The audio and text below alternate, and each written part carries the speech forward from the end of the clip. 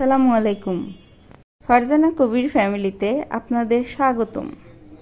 আজ আমি জানাবো গোলাপ গাছের পরিচর্যা কিভাবে করবেন। গাছ থাকবে সবুজ সতেজ এবং ফুলও দিবে সারা বছর। আমার গোলাপ গাছটি কিন্তু 12 মাসই আমাকে ফুল দিয়ে থাকে। হ্যাঁ, আজকে আমি আপনাদেরকে ঘরোয়া উপায়ে কিভাবে গোলাপ গাছের পরিচর্যা করবেন তাই দেখাবো।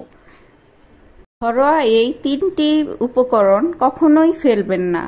এই 3টি উপকরণকে আমি ব্লেন্ডারের সাহায্যে গুঁড়ো করে নিব। আপনারা চাইলে ছোট ছোট করে কেটেও দিতে পারেন। গোলাপ গাছের মাটি আমি কিছুটা আলতো করে তুলে নিব। তার মধ্যে এই মিশ্রণটি দিয়ে আবার মাটি চাপা দিয়ে দিব। অপর দিকেও একইভাবে মাটি আলগা করে উপকরণগুলো দিয়ে দিব। তারপরে আবার মাটি দিয়ে ঢেকে দিব। মোট কথা চারিদিকেই আমার এইভাবে মিশ্রণটি দিয়ে দিতে হবে। মাটি দেওয়া হয়ে গেলে হালকা করে উপর দিয়ে পানি দিয়ে দিব, যাতে মাটিটা সেট হয়ে যায়।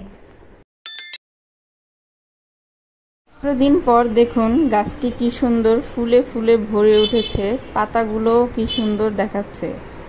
ধন্যবাদ।